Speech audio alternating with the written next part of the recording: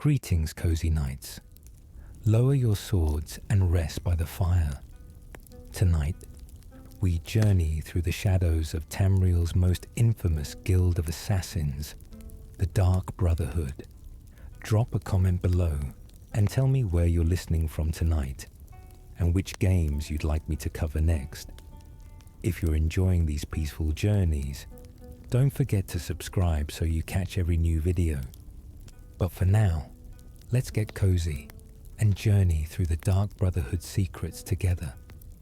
The story of the Dark Brotherhood begins not in darkness, but in worship, centuries before most of Tamriel's current kingdoms even existed. Long before the Black Hand became a symbol of terror across the continent, there existed another guild, older and perhaps even more mysterious.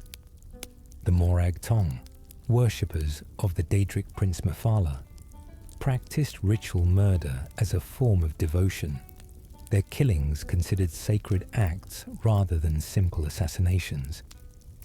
These were the true ancestors of what would become the Dark Brotherhood, and understanding their story helps illuminate the shadows that followed. The first documented evidence of what we now call the Dark Brotherhood appeared in the Second Era, specifically around the year 358. A mysterious note was discovered beneath the floorboards of an abandoned house in the Nordic village of Jallenheim, addressed simply to Brother, and depicting a war between two shadowy organizations.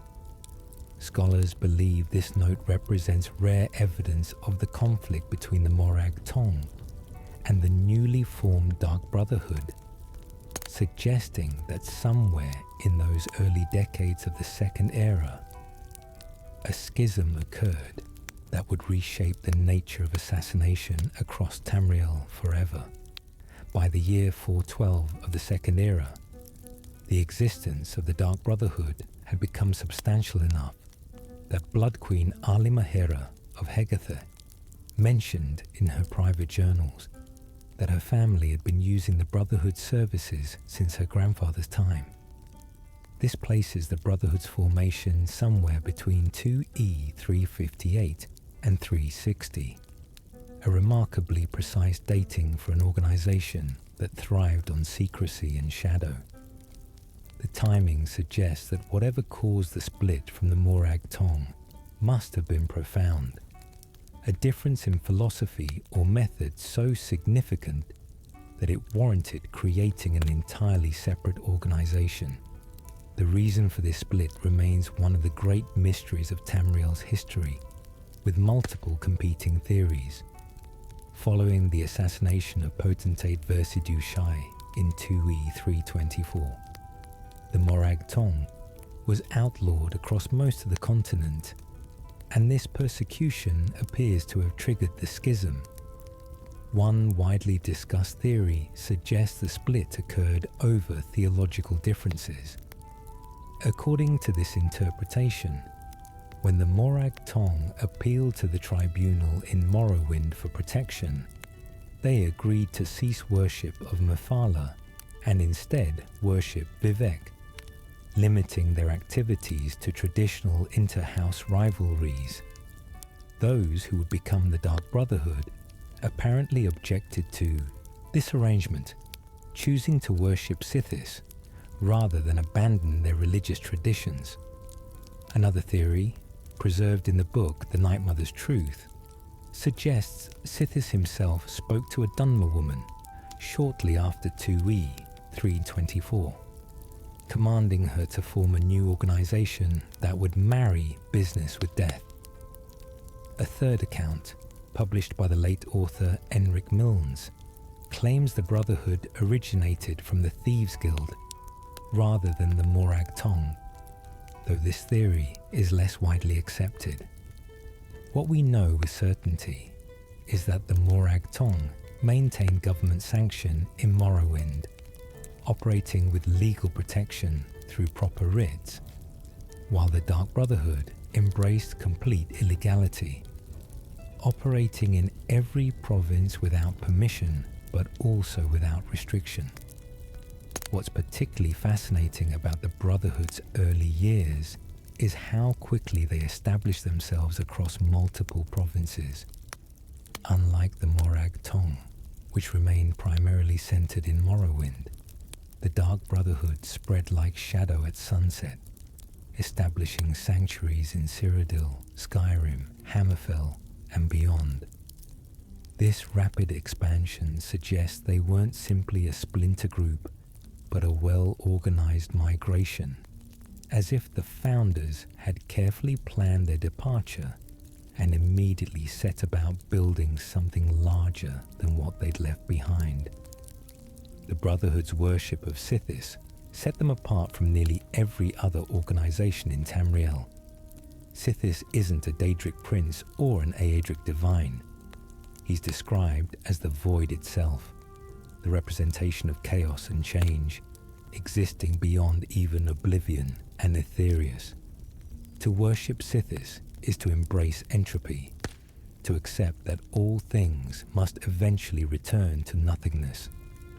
This philosophy shaped every aspect of the Brotherhood's culture, from their view of death as a holy sacrament to their acceptance of their own eventual destruction as part of the natural order. In these early centuries, the Brotherhood operated with remarkable efficiency and audacity. They accepted contracts that others wouldn't dare touch, assassinating nobles, merchants, warriors, and even priests with equal professionalism. Their reputation grew not through advertisement, but through whispers, through the knowledge that if you needed someone dead and possessed the coin and courage to contact them, the Brotherhood would answer. They became feared not because they were cruel, but because they were reliable.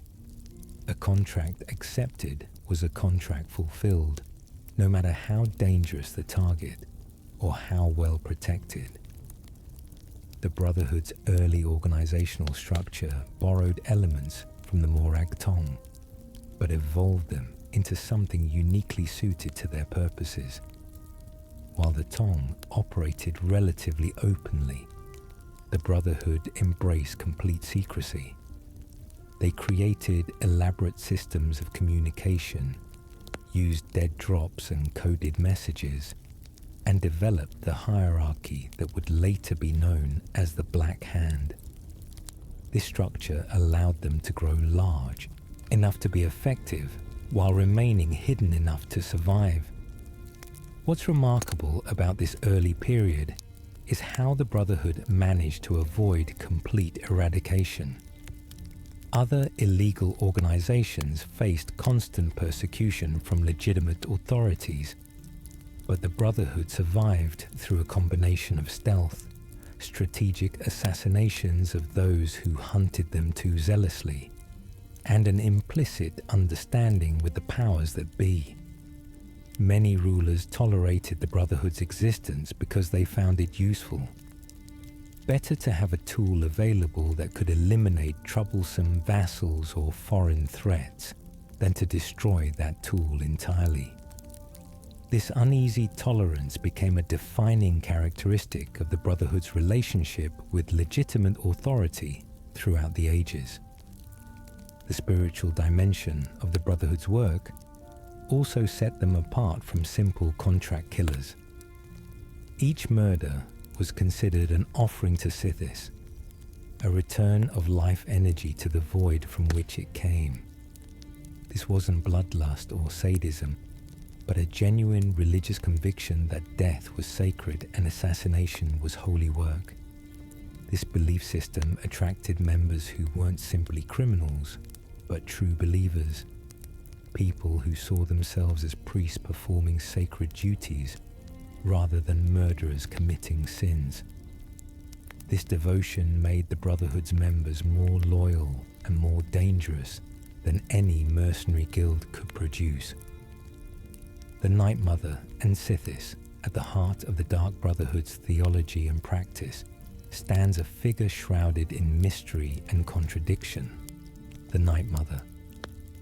Brotherhood doctrine describes her as the bride of Sithis, the avatar of death itself, and the only being capable of hearing the prayers of those who perform the Black Sacrament.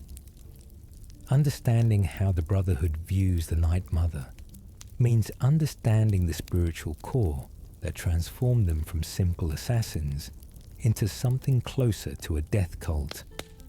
The true identity of the Night Mother has been debated for centuries, with multiple conflicting accounts existing simultaneously.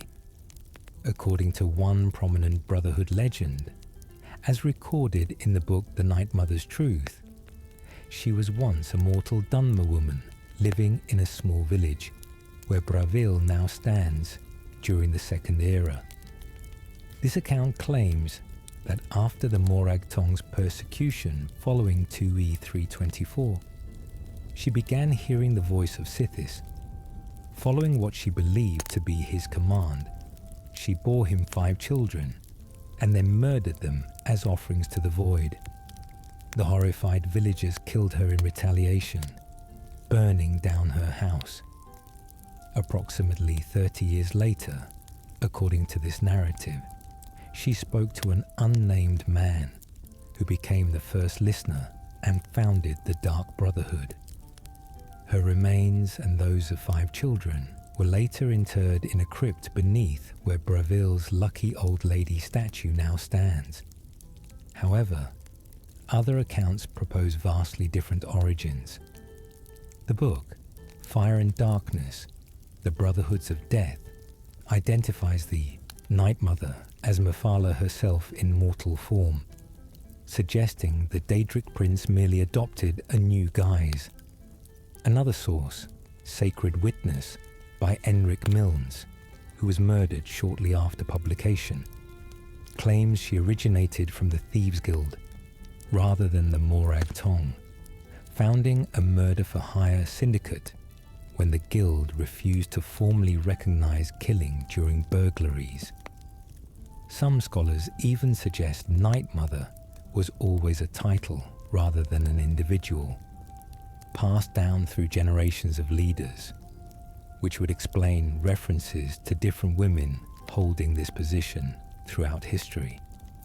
The truth likely exists somewhere within these competing narratives, obscured by centuries of myth, Brotherhood propaganda, and deliberate obfuscation.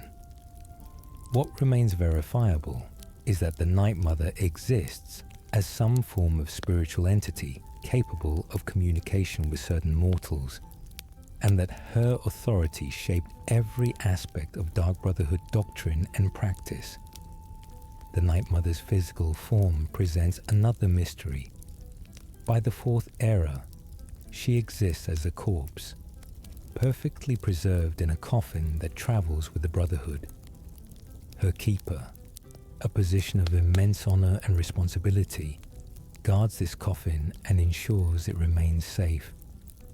Yet despite being physically dead, the Night Mother continues to speak, communicating with her listener in ways that transcend normal understanding.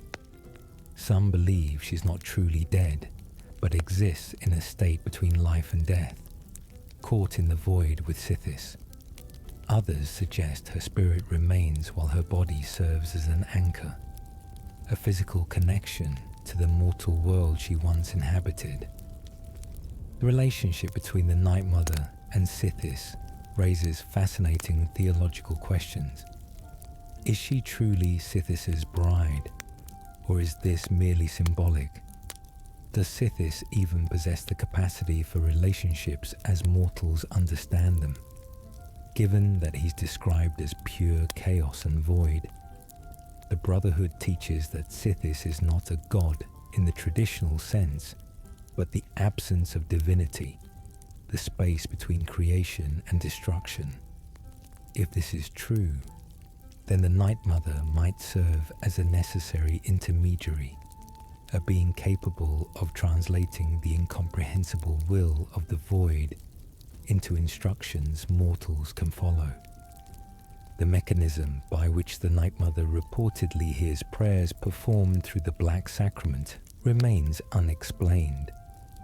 Scholars and Brotherhood members alike have proposed various theories. Based on the consistency of responses during the Third Era, some suggest she possesses a form of supernatural awareness granted by Sithis, somehow perceiving all rituals performed in her name across Tamriel simultaneously. Others believe it's more mystical in nature, that performing the Black Sacrament with genuine intent creates a disturbance in the fabric of reality, something that ripples through the boundaries between Mundus and the void that she can sense regardless of distance. A few even theorize that Sithis himself notices when mortals willingly handle death in his name, and he communicates the information to the Night Mother, using her as his voice in the mortal realm. The truth may involve mechanisms entirely unknown to mortal understanding. What's particularly interesting is the pattern of how the Night Mother's accessibility changed over time. Historical records suggest that in the Brotherhood's early years, she communicated more frequently and directly, with some accounts even describing physical appearances to high-ranking members. By the Third Era, she had apparently withdrawn somewhat, speaking primarily through her listener and maintaining more distance from daily operations.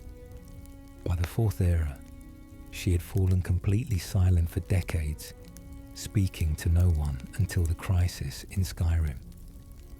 This progressive silence mirrors the Brotherhood's own decline during the same periods, raising questions about whether her power depends on the organization's health, whether her withdrawal caused their decline, or whether both phenomena share a common cause entirely unknown to mortal scholars. The Night Mother's teachings form the foundation of Brotherhood doctrine. She established the 5 tenets, the rules that govern every member's conduct.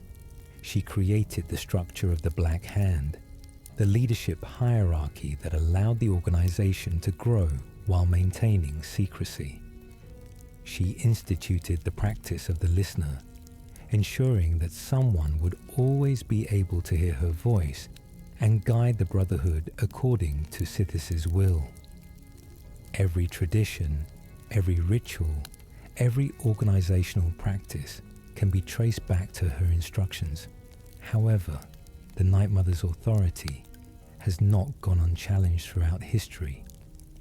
During various periods, ambitious members questioned her relevance, arguing that the Brotherhood should modernize or abandon its religious roots in favor of pure business.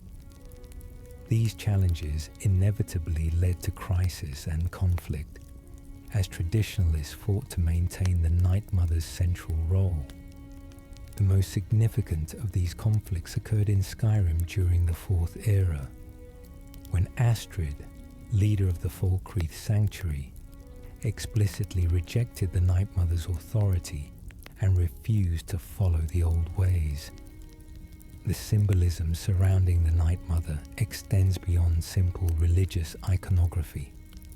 She represents the feminine aspect of death, the mother who receives all souls back into darkness, just as real mothers brought them into light.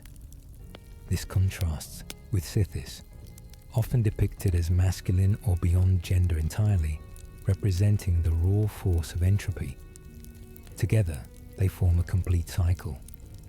Sithis as chaos and destruction, the Night Mother as the receiver and transformer of what is destroyed. Understanding this relationship helps explain why Brotherhood members refer to their kills as sending souls to the void, as gifts to the Dreadfather delivered through his bride's blessing. The Night Mother's presence in the coffin creates a strange dynamic within Brotherhood sanctuaries.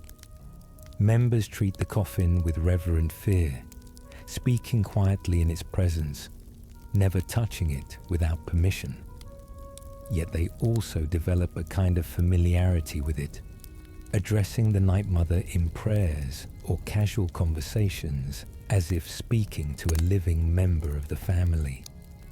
This combination of terror and intimacy perfectly captures the Brotherhood's relationship with death itself, something they cause regularly but treat with utmost respect and solemnity.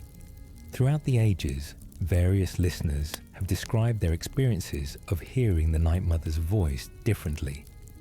Some report it as whispers in their mind, soft and insistent, impossible to ignore but never overwhelming.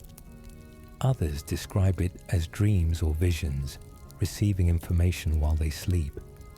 A few claim it comes as sudden knowledge, understanding things they couldn't possibly know through normal means. This variation suggests the Night Mother adapts her communication to each listener's individual nature, speaking to them in whatever way they're most capable of receiving. Black Sacrament and Dark Rituals. The Black Sacrament stands as one of the most infamous rituals in all of Tamriel, a dark ceremony that bridges the gap between desperate supplicant and deadly assassin. Understanding this ritual means understanding how the Dark Brotherhood maintain their connection with potential clients while remaining completely hidden, how they turn murder into a sacred act, and how they ensured that only those truly committed to their cause could reach them. The ritual itself requires specific components, each carrying symbolic weight beyond its physical nature. The practitioner must create an effigy of their intended victim using actual body parts, not symbolic representations, but real human remains. This typically includes a skull to represent identity, bones to provide structure, flesh to suggest life, and most importantly, a heart to symbolize the life force that will be extinguished. Acquiring these components isn't easy, requiring grave robbing, dealings with necromancers, or access to executed criminals. This difficulty serves as the first test, ensuring that only those truly desperate or committed will attempt the ritual. The arrangement of these components follows specific patterns passed down through generations, though no official Brotherhood document outlines the exact requirements. The effigy must be assembled to roughly resemble a human form, positioned as if laying in repose. Candles, traditionally 7 in number, must be placed in a circle around this effigy, their flames representing both illumination of dark intent and the boundary between the mortal world and the void. The number 7 may relate to the 7 spirits of the Hist, the 7 stars, or simply 7 lives surrounding one death, though the Brotherhood has never officially confirmed any symbolic meaning. Once the physical components are arranged, the ritual moves to its verbal component. The practitioner must repeatedly stab the effigy with a dagger, not just any blade, but one that has been rubbed with the petals of the nightshade plant. Nightshade, known for its deadly poisonous nature, represents death's inevitability and the practitioner's willingness to handle dangerous substances in pursuit of their goal. As they stab, they must repeat a specific prayer. Sweet mother, send your child unto me, for the sins of the unworthy must be baptized in blood and fear. This prayer addresses the Night Mother directly, requesting her intervention in the mortal world. The psychology behind the Black Sacrament is as important as its mechanics. Performing this ritual requires the supplicant to actively participate in symbolically murdering their target before the actual assassination occurs. They must handle human remains, manipulate representations of death, and verbally invoke supernatural forces. This process ensures that only those genuinely committed will complete the ritual.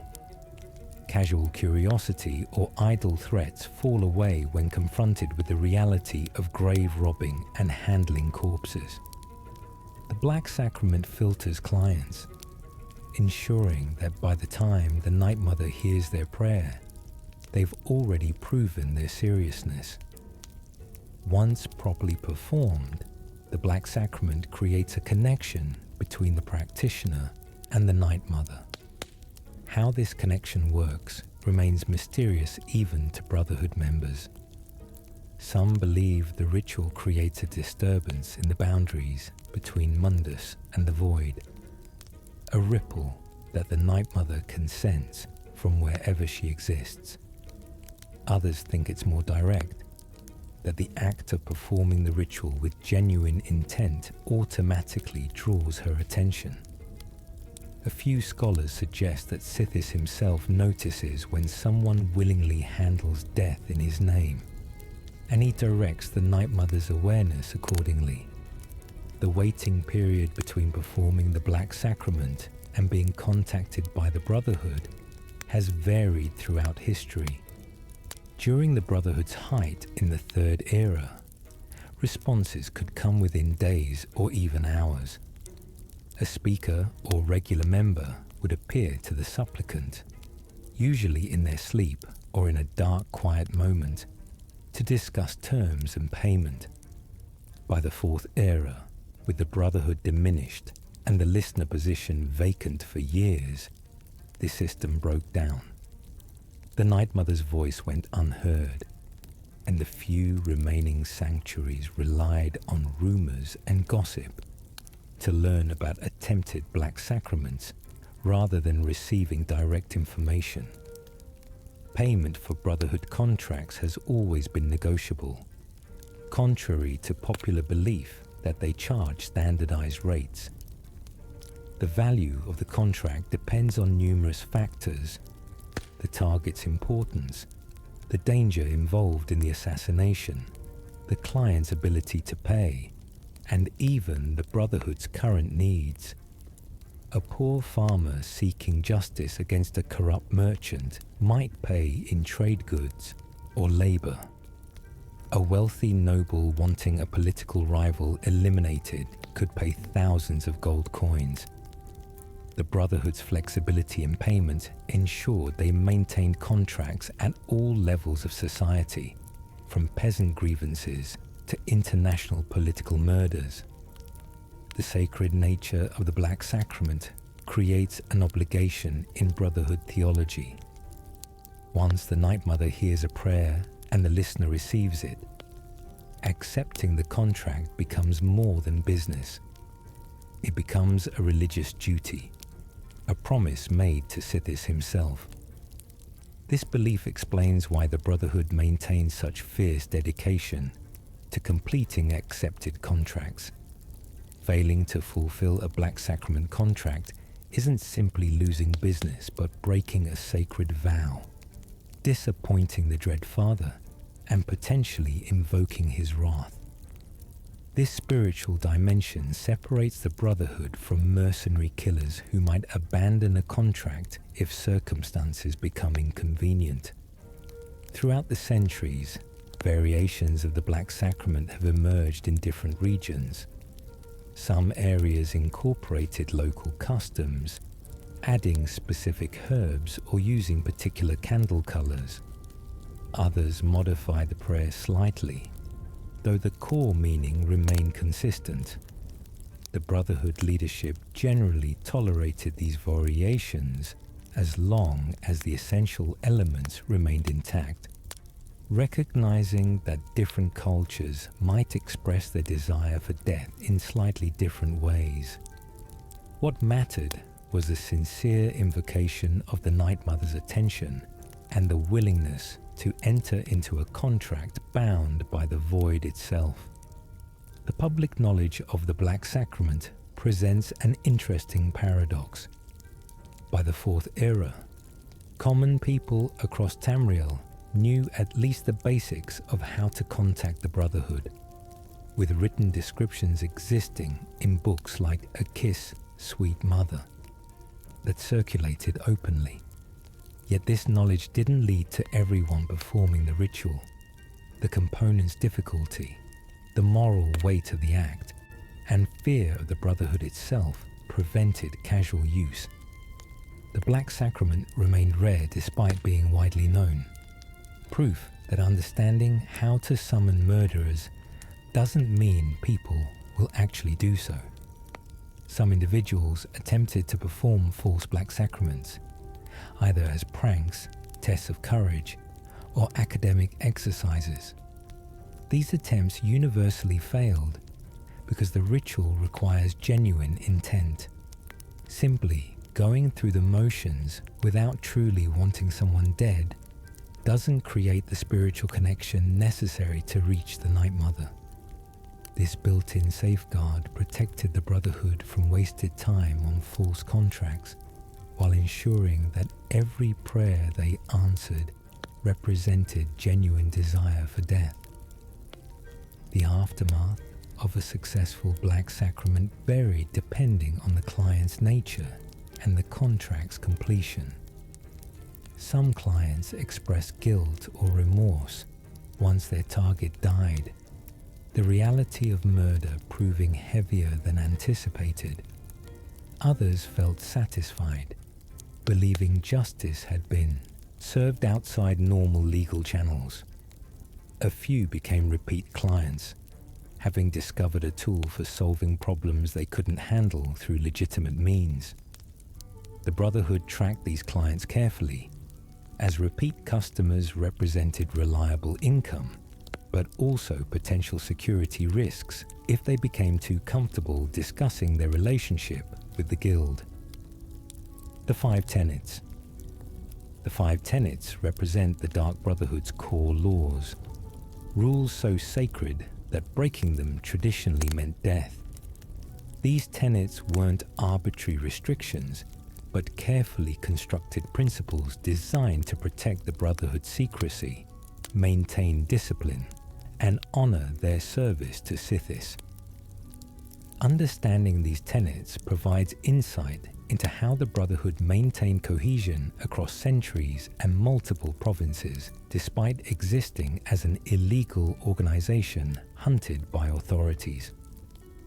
The first tenet commands: never dishonor the Night Mother. To do so is to invoke the wrath of Sithis. This tenet places the Night Mother at the absolute center of Brotherhood authority. Dishonoring her could take many forms: questioning her wisdom, refusing to follow her instructions through the listener, or simply speaking disrespectfully about her. This tenet ensured that the spiritual foundation of the Brotherhood remained unchallenged. Without respect for the Night Mother, the Brotherhood risked becoming just another gang of mercenary killers rather than devoted servants of Sithis. The second tenet states, never betray the Dark Brotherhood or its secrets. To do so is to invoke the wrath of Sithis. This rule protected the organization's security, ensuring that no member would reveal sanctuary locations, operational methods, or fellow members' identities. Betrayal represented the gravest sin because it endangered not just individuals, but the entire organization. Throughout history, suspected betrayers faced immediate execution, often carried out by fellow sanctuary members to prove their own loyalty. This tenet created a culture where silence became second nature, where brothers and sisters learned to say nothing about their work even under torture. The third tenet commands, never disobey or refuse to carry out an order from a Dark Brotherhood superior. To do so is to invoke the wrath of Sithis. This tenet established clear hierarchy and ensured operational efficiency. When a speaker assigned a contract, a sanctuary leader gave an order, or the listener passed along the Night Mother's instructions, members were expected to comply without question or hesitation. This absolute obedience might seem harsh, But in an organization where a single mistake could lead to discovery and destruction, such discipline was necessary for survival. The fourth tenet states, never steal the possessions of a dark brother or dark sister. To do so is to invoke the wrath of Sithis. This rule might seem minor compared to the others, but it addressed a practical concern. Assassins by nature possess valuable equipment, poisons, enchanted weapons, and accumulated wealth from contracts. Without this tenet, internal theft could create constant conflict and distrust. By absolutely forbidding theft among members, the Brotherhood ensured that its assassins could focus on external contracts rather than guarding their possessions from supposed allies. The fifth and perhaps most absolute tenet declares, never kill a dark brother or dark sister. To do so is to invoke the wrath of Sithis. This tenet might seem ironic in a guild of professional murderers, but it served crucial purposes. It prevented internal power struggles from turning bloody, ensured that personal conflicts couldn't be resolved through assassination, and protected the organization's limited membership. Losing members to external enemies was inevitable, but losing them to internal violence would be suicidal. This tenet made the Brotherhood a family in the truest sense, bound by an absolute prohibition against fratricide. Each tenet ends with the same warning. To do so is to invoke the wrath of Sithis. This phrase carried real weight beyond simple intimidation. Brotherhood members genuinely believed that breaking a tenet didn't just violate organizational rules, but offended Sithis himself. The Dread Father's wrath might manifest in various ways: mysterious accidents, sudden illness, betrayal by trusted allies, or simply the inexplicable failure of normally reliable skills. Whether these consequences truly came from Sithis or were imposed by fellow brothers ensuring discipline, the threat remained potent throughout the Brotherhood's history. The tenet's enforcement fell primarily to speakers and sanctuary leaders. When a member violated a tenet, the response depended on circumstances and severity. Minor infractions might result in warnings, reduction in responsibilities, or denial of prestigious contracts. Major violations typically meant death, sometimes quick and merciful, other times prolonged and painful as an example to others. The most severe punishment was the purification, where an entire sanctuary suspected of widespread tenet violations would be destroyed by a single trusted member, often someone from outside the sanctuary, to ensure they had no conflicted loyalties. The purification represents the ultimate enforcement of the tenets. During a purification, every member of a sanctuary, innocent or guilty, dies by the hand of a fellow brother or sister, following direct orders from the Black Hand. This brutal practice served multiple purposes. It eliminated corruption before it could spread to other sanctuaries, demonstrated that no one stood above the tenets regardless of rank or achievement, and reminded all members that their loyalty to Sithis and the Night Mother superseded any personal relationships or sympathies. Throughout the Third Era, the tenets remained inviolate. Members might question them privately, but public defiance was virtually unheard of. This changed in the Fourth Era, when Astrid, leader of the Falkreath Sanctuary in Skyrim, made the dramatic decision to abandon the five tenets entirely.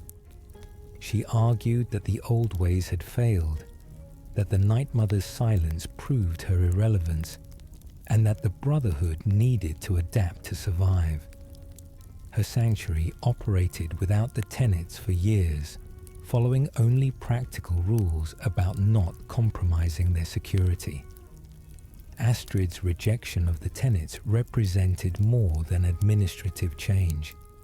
It signified a fundamental philosophical shift, viewing the Brotherhood as a business rather than a religious cult. Without the tenets, members had more freedom but less structure. They chose their own contracts based on profitability rather than sacred obligation. They negotiated payment according to market conditions rather than spiritual worth. This transformation might have succeeded if not for the consequences that ultimately befell the Falkreath Sanctuary, consequences many traditional brothers saw as proof that abandoning the tenets truly did invoke Sithis' wrath. The debate over the tenets' necessity reveals a deeper question about the Brotherhood's nature. Are they assassins who adopted religious trappings to give their work meaning? Or are they truly priests of Sithis performing sacred duties? Those who supported abandoning the tenets saw them as outdated restrictions limiting efficiency and profit. Those who defended them believed they represented the core of what separated the Brotherhood from common murderers. This conflict between tradition and pragmatism has existed throughout the Brotherhood's history, sometimes dormant, sometimes erupting into open schism. Interestingly, no tenet explicitly forbids assassination of innocents, refusing contracts based on moral objections, or questioning whether a target deserves death. The tenets focus entirely on protecting the organization and maintaining the spiritual hierarchy, rather than imposing moral constraints on members' work. This reveals the Brotherhood's fundamental philosophy. They serve death itself, and death comes for guilty and innocent alike. Their role isn't to judge, but to fulfill contracts, to answer prayers delivered through the Black Sacrament, and to send souls to Sithis regardless of those souls' moral state. The Black Hand and Brotherhood hierarchy. The Dark Brotherhood's organizational structure has evolved throughout its long history, but the most iconic and effective form came to be known as the Black Hand. This system organized the Brotherhood into a hierarchy that balanced operational security with efficient leadership, allowing the organization to span multiple provinces while maintaining cohesion and secrecy. Understanding the Black Hand means understanding how a fundamentally illegal organization managed to persist for centuries despite constant threats from authorities and rival groups. At the pyramid's apex sat the Night Mother. Though she held a position beyond the normal chain of command, she didn't issue operational orders or manage daily affairs, but provided spiritual authority and ultimate direction through her listener. Her presence legitimized every action the Brotherhood took, framing their assassinations as sacred rather than merely criminal. Without the Night Mother, the Brotherhood would have been just another group of hired killers. With her, they became servants of a cosmic force beyond mortal judgment. Directly below the Night Mother came the Listener, the only member capable of hearing her voice and receiving her instructions.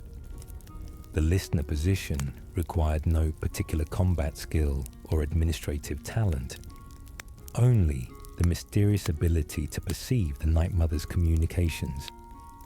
How someone became a Listener remained unclear, with the Night Mother apparently choosing individuals according to criteria known only to her and Sithis.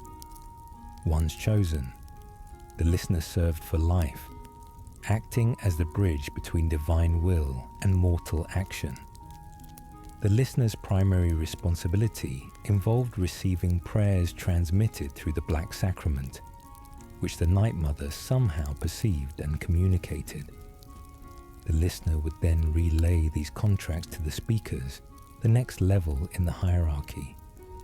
This system ensured that no single sanctuary leader knew all of the Brotherhood's activities, and even the listener often didn't know which sanctuary would ultimately fulfill which contract. This compartmentalization protected the organization, as captured members could only betray the limited information they possessed. Below the listener stood the speakers, typically 4 individuals who, together with the listener, formed the Black Hand proper. Each speaker managed multiple sanctuaries, visiting them periodically to deliver contracts, assess performance, and ensure loyalty to the Night Mother's will. Speakers lived apart from regular sanctuaries, their locations known only to the listener and fellow speakers. This isolation protected them from discovery and ensured that if one sanctuary fell, it couldn't compromise the wider organization. Speakers enjoyed considerable autonomy in how they fulfilled their duties. Some specialized in particular regions, maintaining deep knowledge of local politics and opportunities. Others focused on specific types of contracts, becoming experts in assassinating well-protected targets or arranging deaths that appeared natural. This specialization allowed the Brotherhood to handle diverse contracts efficiently, while developing sophisticated techniques for various assassination scenarios. Beneath the speakers came the sanctuary leaders, sometimes called masters or matrons, depending on the era and region. These individuals managed daily operations of individual sanctuaries, assigning contracts received from speakers to appropriate members, maintaining security, training new recruits, and ensuring the sanctuary remained hidden from authorities. Leadership styles varied wildly, from harsh disciplinarians who ruled through fear to nurturing mentors who treated their sanctuary as a genuine family. Regular brothers and sisters comprised the Brotherhood's bulk. The assassins who actually carried out most contracts. These members varied enormously in skill, experience, and specialization. Some excelled at stealth, able to infiltrate heavily guarded estates without leaving any trace. Others preferred direct combat, overwhelming targets with superior fighting ability. Still others specialized in poisons, arranging deaths that appeared to come from natural causes. This diversity allowed the Brotherhood to adapt to different contracts and circumstances. The Brotherhood also maintained several specialized positions outside the standard hierarchy. The Keeper of the Night Mother served as the guardian and caretaker of the Night Mother's corpse, ensuring it remained protected and maintaining the coffin that housed her remains. This position carried immense honor, but also isolation, as the Keeper often traveled alone with the Night Mother, rather than residing in a sanctuary. The most famous Keeper, Cicero, exemplified both the privilege and burden of this role. Silencers represented another specialized position, elite assassins trusted with the Brotherhood's most difficult and sensitive contracts. The title, Silencer, referred both to their skill at killing targets silently and to their ability to silence problematic situations, whether that meant eliminating particularly dangerous enemies or carrying out internal discipline, including purifications. Only the most skilled and loyal members achieved silencer status, and they answered directly to speakers or the listener rather than sanctuary leaders. The Brotherhood occasionally employed non-member associates for specific purposes. These contacts might provide information, sell supplies, launder money, or offer other services without formally joining the organization. This network of loose affiliates expanded the Brotherhood's capabilities without requiring full initiation and the security risks that entailed.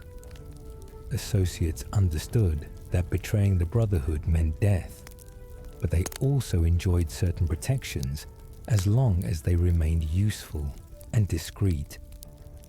Initiation into the Brotherhood varied by era and circumstance. In some periods, the organization actively recruited individuals who showed potential for assassination, approaching them after they committed their first murder. Other times, aspirants had to prove themselves worthy through a series of challenges or tests. The initiation always concluded with the same ceremony, swearing allegiance to Sithis and the Night Mother, usually before the entire sanctuary, and receiving the distinctive Brotherhood armor that marked them as true members. The Black Hand system's genius lay in its compartmentalization.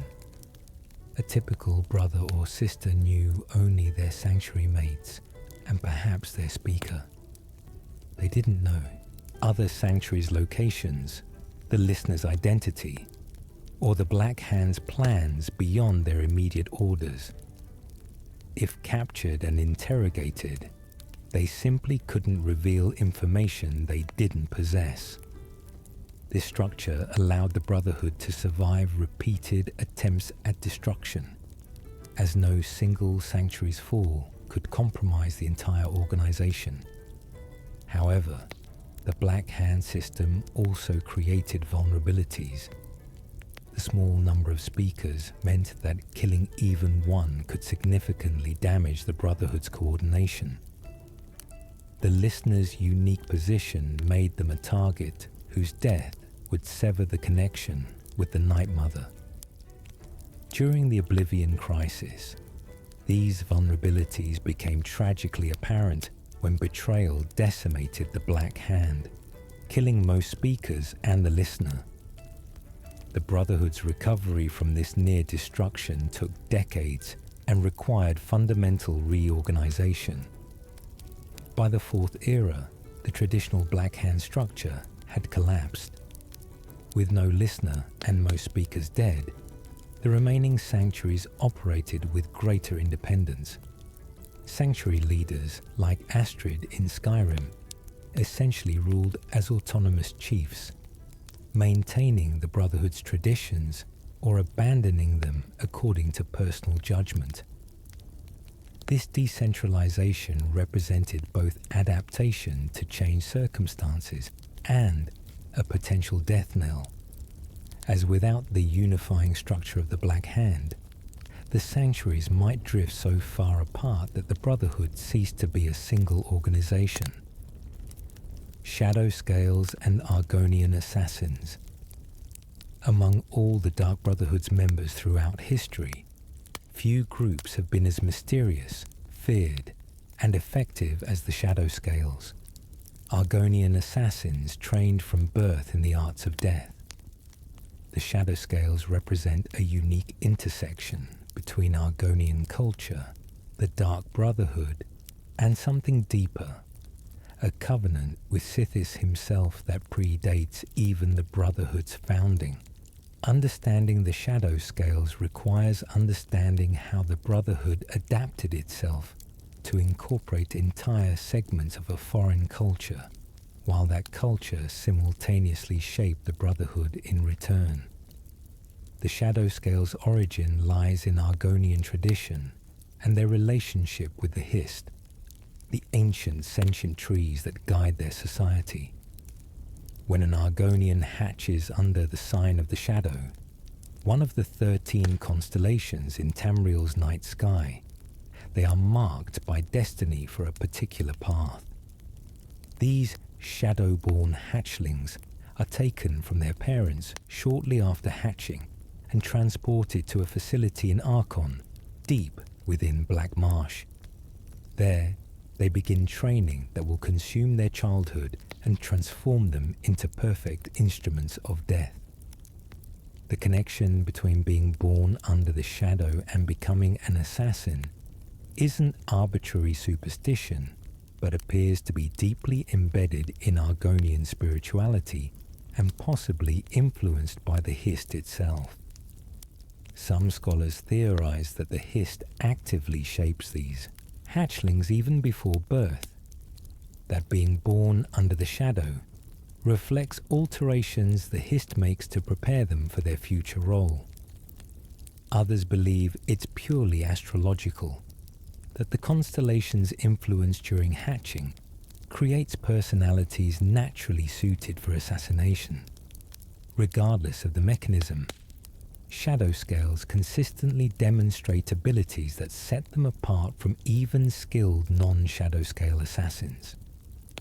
Training at Archon proved brutal and comprehensive. Young shadow scales learned stealth from instructors who could move through water without creating ripples, combat from warriors who had killed targets in dozens of different provinces, poison craft from specialists who could identify and synthesize toxins from Black Marsh's vast array of deadly flora and fauna. They studied languages to blend into different cultures, learned to pick locks, studied architectural plans to identify hiding spots and escape routes, and practiced patience through exercises that required them to remain motionless for hours. The psychological conditioning proved as important as the physical training. Shadow scales learned to feel no hesitation at killing, no guilt at taking life, but also no sadistic pleasure in causing suffering. They were taught that death was sacred, that killing was a holy act when done properly, and that they served Sithis through their work. This spiritual dimension separated shadow scales from common murderers and even from many Brotherhood members, making them true devotees rather than simply skilled killers. Upon reaching adulthood, shadow scales faced a choice that most other Brotherhood members never encountered. They could join the Dark Brotherhood proper, integrating into sanctuaries across Tamriel and carrying out contracts like any other brother or sister. Alternatively, they could return to Black Marsh and serve their people directly, working as spies and assassins for Argonian rulers. This choice represented a formal acknowledgement of dual loyalty to Sithis and the Brotherhood on one hand, to their Argonian heritage on the other.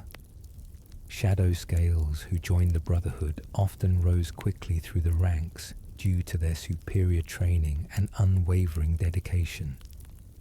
Famous examples included Ochiva and her twin brother Tainava, who served in the Chedenhall Sanctuary during the Third Era. Ochiva eventually became the Sanctuary's de facto leader, trusted with managing day-to-day operations, while the speaker Lucien Lechance attended to Black Hand business.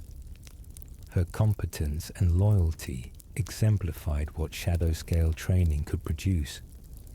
Those shadow scales who returned to Black Marsh provided invaluable service to their people. In a province regularly threatened by foreign invasion and internal conflicts, having elite assassins devoted to protecting Argonian interests proved crucial.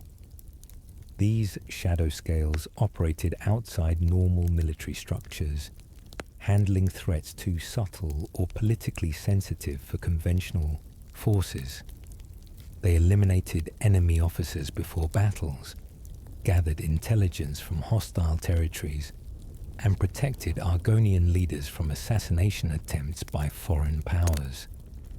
The relationship between shadow scales and the Dark Brotherhood remained complex and occasionally tense. On one hand, the Brotherhood benefited enormously from having a steady supply of superbly trained, fanatically loyal assassins. Shadow scales brought skills and perspectives that enhanced the Brotherhood's capabilities, particularly their unmatched ability to operate in difficult terrain and their natural camouflage in certain situations. On the other hand, Shadow Scales' dual loyalty sometimes created conflicts when Brotherhood contracts targeted Argonian interests, or when political situations in Black Marsh required shadow scales to act against the Brotherhood's wishes. The sacred nature of shadow scale training meant that very few details ever became public knowledge. What little information exists comes from shadow scales who spoke to outsiders, or from scholars who observed their results rather than their methods. The facility at Archon remained hidden deep in Black Marsh's most treacherous swamps, protected by natural hazards and Argonian guards who killed intruders without hesitation. Even other Dark Brotherhood members typically couldn't find Archon, as shadow scales kept their training ground secret, even from supposed allies. Shadow scales developed several signature techniques that became legendary among those who knew of their existence. Their water entry kills allowed them to strike targets near rivers or coastlines, emerging from water without sound to deliver fatal blows before vanishing beneath the surface again. Their patience exceeded most other assassins, with stories of shadow scales waiting submerged in rivers for days until their target appeared. Their knowledge of toxins, particularly from Black Marsh's unique ecosystem, meant they could poison targets with substances that no healer in Cyrodiil or Skyrim could identify or treat. The decline of the Dark Brotherhood in the Fourth Era had devastating effects on the shadow scale tradition. As sanctuaries across Tamriel fell and the Brotherhood's organization collapsed, the training facility at Archon lost support and eventually closed. Without the Brotherhood's backing, and with Black Marsh's own political situation deteriorating, the infrastructure that supported shadow scale training couldn't be maintained. The last shadow scales trained at Archon came of age around the beginning of the Fourth Era, and by 4E201, Vizara in the Falkreath Sanctuary believed he might be the last living shadow scale. The potential extinction of the shadow scales represents a tragic loss for both the Brotherhood and Argonian culture. These assassins represented centuries of accumulated knowledge and tradition, a unique fusion of Argonian spirituality and the Brotherhood's deadly craft. Their training methods, their techniques, their understanding of how to serve death as a sacred duty, all this knowledge risked disappearing entirely. If the shadow scale tradition truly ended, it would mark not just the loss of exceptional assassins, but the death of an entire philosophical approach to assassination itself. Some hope remained that the shadow scale tradition might revive. If the Dark Brotherhood could rebuild and restore its connection with Black Marsh, if the facility at Archon could be restored, then future Argonians born under the shadow might once again receive the training that produced legendary assassins. However, such a restoration would require resources, political stability, and time that the diminished Brotherhood of the Fourth Era simply didn't possess. The shadow scales might become nothing more than legend, stories told in whispers about the greatest assassins who ever lived, famous assassinations and notable contracts. Throughout its long history, the Dark Brotherhood has carried out countless assassinations, but some contracts achieved such notoriety that they became legendary. These famous kills shaped the course of Tamriel's history, demonstrating the Brotherhood's reach and capabilities, while simultaneously contributing to their reputation as forces to be feared. Each of these assassinations tells a story not just of death, but of the complex political, social, and personal dramas that led someone to perform the Black Sacrament and invoke the Brotherhood services. Perhaps the most historically significant assassination the Brotherhood ever accomplished occurred in the year 3E41, when they killed Emperor Pelagius III, the very first ruler of the Third Empire.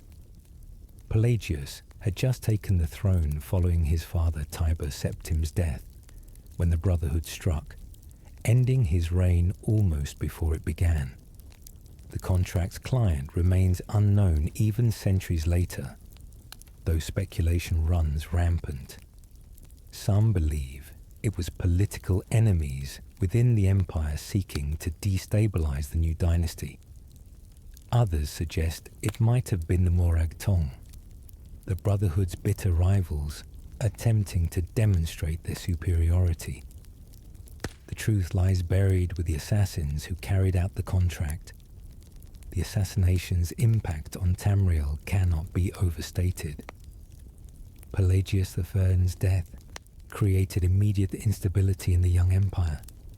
His heir, Kintira I, faced immediate challenges to her legitimacy, and the uncertainty about who killed the emperor created paranoia that lasted for generations.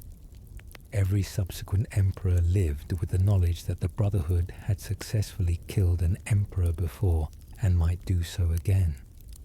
This fear influenced imperial policy toward the Brotherhood for centuries, leading to a strange tacit tolerance where authorities would punish individual brothers and sisters when caught, but never launched all-out campaigns to destroy the organization. The Emperor's assassination also enhanced the Brotherhood's reputation tremendously. If they could kill the most powerful and presumably best protected person in Tamriel, then literally no one was safe. This reputation became a form of power itself, as the mere possibility that the Brotherhood might have been hired created terror among nobles and merchants across the continent. People modified their behavior, reconciled with enemies, and avoided actions that might make them targets, all because they feared the Black Hand's reach. Another famous contract involved the assassination of several prominent members of the Thieves' Guild in Cyrodiil during the late Third Era. These killings represented rare inter-guild conflict, as the Brotherhood typically avoided antagonizing other criminal organizations. The contracts apparently came from Thieves' Guild members themselves, eliminating rivals through assassination rather than internal power struggles. This incident demonstrates how the Brotherhood served as a neutral force in Tamriel's underworld, willing to accept contracts even against other criminals if payment and proper ritual were provided. The Brotherhood also frequently handled contracts against wealthy merchants, though these rarely achieved individual fame due to their commonality. Successful merchants made many enemies, failed business partners seeking revenge, competitors wanting to dominate markets, or simply thieves and thugs who couldn't steal from living merchants but could rob dead ones. The Brotherhood developed efficient methods for making these deaths appear natural, often through poison or staged accidents that avoided raising suspicions. These routine commercial assassinations provided steady income and kept the Brotherhood's skills sharp between more dramatic contracts. One particularly interesting contract during the Third Era involved killing a vampire plaguing a rural community. The target, a powerful vampire who had terrorized several villages, normally wouldn't have been a standard Brotherhood contract. However, when the desperate villagers pooled their meager resources and performed a collective black sacrament, the Night Mother heard their prayer. The Brotherhood accepted despite the unusual nature of the target, sending several skilled members who ultimately succeeded in destroying the vampire.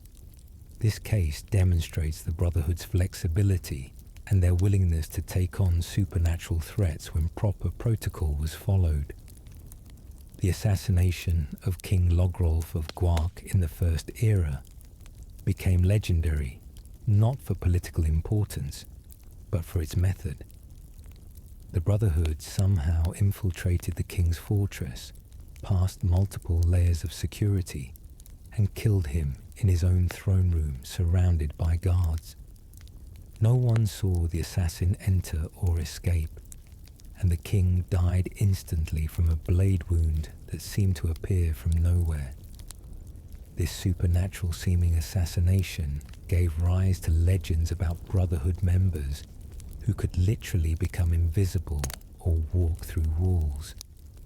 Rumors the organization encouraged as they enhanced the fear factor. During the Alliance War in the Second Era, the Brotherhood accepted contracts from all three factions, Ebonheart Pact, Aldmeri Dominion, and Daggerfall Covenant. This neutrality proved controversial, as it meant Brotherhood members might kill for one faction today and against it tomorrow. However, this approach maintained the Brotherhood's theological position. They served Sithis and death itself, not political causes. Gold and proper ritual mattered, not the target's alignment or the contract's political implications. This stance sometimes led to bizarre situations where different Brotherhood members worked for opposing sides in the same conflict. The assassination of Severa Magia, who claimed the title of Night Mother in the Morrowind chapter during the Third Era, represented an unusual case where the Brotherhood essentially killed one of its own leaders.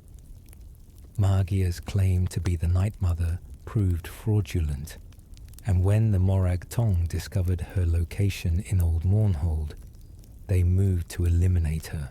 However, some evidence suggests the Brotherhood itself sanctioned or even requested the Morag Tong's intervention, recognizing that Magia's false claim damaged their legitimacy. Her death served as a brutal reminder that claiming positions of authority within the Brotherhood without legitimate backing led to fatal consequences. Perhaps the most audacious contract in the Brotherhood's history occurred in 4E201, when they accepted a contract to assassinate Emperor Titus Mede II. This represented only the second time in known history that the Brotherhood had successfully killed a reigning emperor, and the circumstances surrounding the contract remain shrouded in mystery and controversy. The client, Amaon Motiere, apparently represented a faction within the Empire itself that wanted the Emperor dead, suggesting internal power struggles at the highest levels of imperial politics. The Emperor's assassination demonstrated both the Brotherhood's continued capabilities and their desperate circumstances. On one hand, successfully killing an emperor proved they remained dangerous despite diminished numbers and resources. The complexity of the operation, infiltrating the emperor's security at multiple points, substituting a decoy, and finally striking aboard his personal ship, showcased impressive planning and execution. On the other hand, the fact that they accepted such a high-risk contract suggests desperation for gold and prestige that might have led a healthier organization to refuse. Not all famous Brotherhood contracts ended in successful assassinations. The attempt on Queen Berenzia in Morrowind during the Third Era failed when the Nerevarine intervened, killing the assassins before they could complete their mission. This failure, along with the earlier assassination of the Morrowind Brotherhood leader Dandras Vules, represented significant setbacks for the organization in that province. The circumstances suggest the contracts might have been traps set by King Helseth to draw the Brotherhood into a position where they could be destroyed though definitive proof of this manipulation never emerged. The Brotherhood also accepted contracts that modern sensibilities would find particularly disturbing, targets who weren't criminals or political figures, but simply people who made others angry.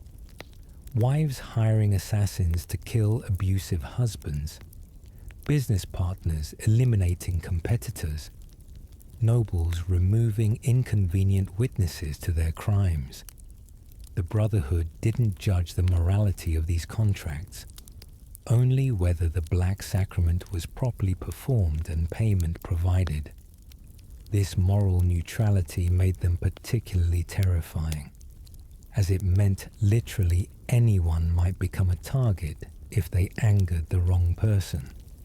Sanctuaries across Tamriel. The Dark Brotherhood's power and reach manifested physically through their sanctuaries. Hidden bases scattered across Tamriel where members lived, trained, and planned their deadly work. Each sanctuary developed unique characteristics reflecting the local culture and geography, while maintaining core features that identified them as Brotherhood spaces. These sanctuaries served not just as housing, but as fortresses, training grounds, family homes, and sacred spaces dedicated to Sithis simultaneously. The most well-documented sanctuary existed in Cheydinhal, Cyrodiil, during the Third Era. Located in the basement of an abandoned house that had stood empty for 2 centuries, the Cheydinhal Sanctuary exemplified the Brotherhood's approach to concealment. Entering required knowing the sanctuary's exact location and speaking a password phrase to a door that would only open for those words spoken correctly.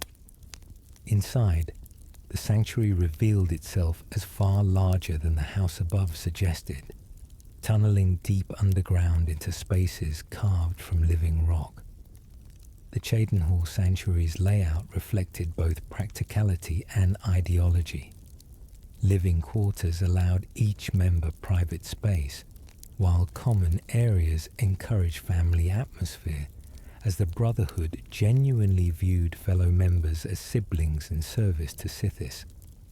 Training rooms provided space for practicing combat, stealth, and assassination techniques.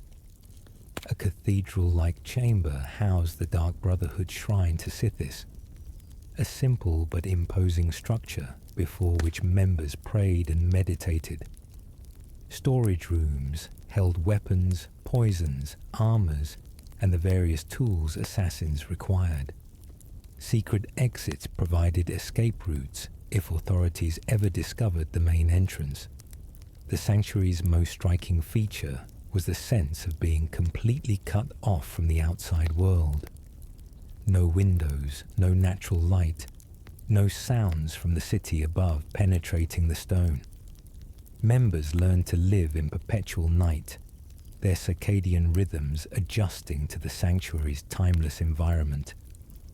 This isolation served practical purposes, preventing witnesses from observing comings and goings, but also created psychological effects. The sanctuary became the entire world for its inhabitants, reinforcing their separation from normal society and deepening their bonds to each other. Brotherhood, another Cyrodiil city, hosted a different kind of Brotherhood presence during the Third Era. Rather than a full sanctuary, Brotherhood contained the Night Mother's crypt, hidden beneath a statue of the Lucky Old Lady that stood in one of the city's seedier districts. This location served as the listener's base, where Ungalim would come each night to commune with the Night Mother and receive contracts transmitted through the Black Sacrament. The crypt's discovery represented a devastating blow to the Brotherhood, exposing one of their most sacred locations and compromising the listener's security.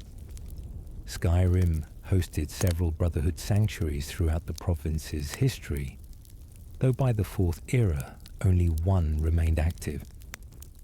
The Falkreath Sanctuary, hidden near a forgotten road in the Falkreath Hold, represented the Brotherhood's last functioning base in the entire province, built into what appeared to be a simple cave entrance. The sanctuary extended deep underground, following natural cavern systems that had been modified and expanded over centuries.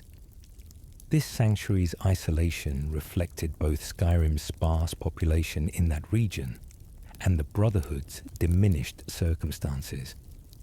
The Falkreath Sanctuary's condition in 4E 201 showed the Brotherhood's decline clearly. Parts of the structure had fallen into disrepair, with water seeping through cracks in the ceiling and stonework crumbling in places. The number of members barely filled the space designed for a much larger population. Equipment showed signs of age and heavy use without replacement.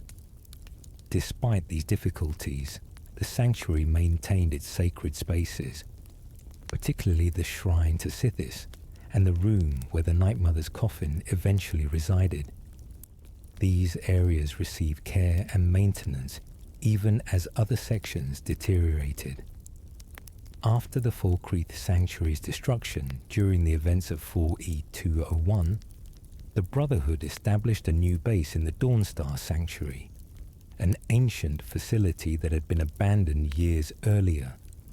The Dawnstar Sanctuary offered advantages over Falkreath: more remote location, better structural integrity, and space that could be expanded and improved. The move represented both a fresh start and a continuation of tradition, abandoning a compromised location while maintaining the Brotherhood's presence in Skyrim.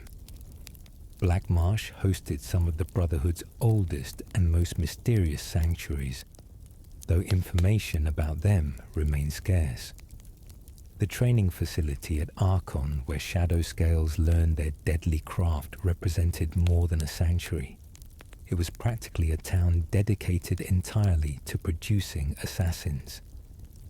Other sanctuaries in Blackmarsh adapted to the province's unique environment, built on stilts above swamp water, accessible only by boat or swimming, defended by the marsh's natural hazards as much as by their secrecy. Morrowind's Brotherhood sanctuaries reflected that province's volcanic and hostile environment. The sanctuary in Old Mournhold existed beneath the city, accessible through tunnels that connected to ancient Dwemer ruins. This location provided excellent concealment, but also meant members constantly dealt with the stale air, strange echoes, and occasional tremors that characterized underground spaces near volcanic activity. The sanctuary's remoteness from the rest of Morrowind's population made it relatively safe, but also isolated its members from easy contract opportunities. High Rock and Hammerfell each hosted multiple sanctuaries during the Brotherhood's height, their locations taking advantage of those provinces' complex political situations and numerous feuding nobles who regularly required assassination services. Many of these sanctuaries were built into ancient ruins, utilizing existing structures and simply adding the modifications and defenses necessary for Brotherhood purposes. This approach saved time and resources while providing spaces that were already semi-legendary or avoided by locals, perfect for maintaining secrecy. Sanctuaries shared certain common features regardless of location. Every sanctuary contained a shrine to Sithis, though these ranged from elaborate altars covered in dark candles and mysterious symbols to simple stone blocks stained with ritual offerings. Most sanctuaries included a trophy room where members displayed items taken from significant contracts, not for greed, but as remembrances of service to Sithis. Training facilities varied in sophistication, but every sanctuary provided some space where members could practice their deadly arts. The social atmosphere within sanctuaries proved crucial to Brotherhood cohesion. Members often spent weeks or months inside without emerging, creating intense bonds of family despite their profession. They celebrated together, mourned together, trained together, and killed for each other when necessary. Sanctuary leaders who understood this dynamic, who fostered genuine affection and loyalty rather than ruling through fear alone, tended to maintain more stable and effective operations than those who focus purely on discipline and contracts. Security measures protected sanctuaries through both mundane and mystical means. Physical defenses included hidden entrances, trapped corridors, secret escape routes, and heavy doors that could be barred from inside. Some sanctuaries employed enchantments, though the Brotherhood's relationship with magical protection remained complicated, as over-reliance on spells might make them detectable by hostile mages. The most effective security came from location and secrecy, placing sanctuaries in areas so remote or well concealed that enemies never even tried to find them. Despite these precautions, sanctuaries fell throughout history. Sometimes authorities discovered them through captured members breaking under torture. Other times, betrayal from within revealed locations to enemies. Natural disasters occasionally destroyed sanctuaries, particularly those built in caverns that collapsed or in areas prone to flooding. Each fallen sanctuary represented tremendous loss, not just of members and resources, but of accumulated knowledge, training facilities, and safe spaces where assassins could rest between contracts. The Brotherhood maintained rules about how members should comport themselves within sanctuaries. Unnecessary violence was forbidden.